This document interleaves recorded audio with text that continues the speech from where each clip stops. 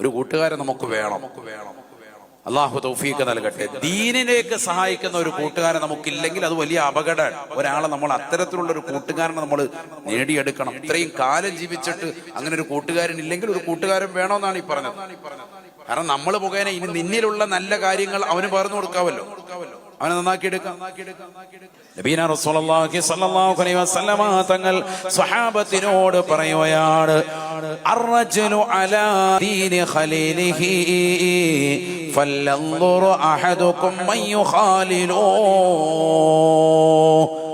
ഓരോ വ്യക്തികളും അവരുടേതാകുന്ന കൂട്ടുകാരുടെ ദീനനുസരിച്ചായിരിക്കും ഈ ദുനിയാവിൽ ജീവിക്കുക. അതുകൊണ്ട് ആരാണ് ഓരോരുത്തരുടെ കൂട്ടുകാരെന്ന് നോക്കണേയെന്നും നബിയുനാ റസൂലുള്ളാഹി. ഏതൊരു കൂട്ടുകാരൻ അല്ലെങ്കിൽ ഒരുത്തിയുടെ കൂട്ടുകാരി ആരാണെന്ന് നോക്കിയാൽ അയാളിലുള്ള എല്ലാ വിശേഷണങ്ങളും ഇവരുണ്ടാവും.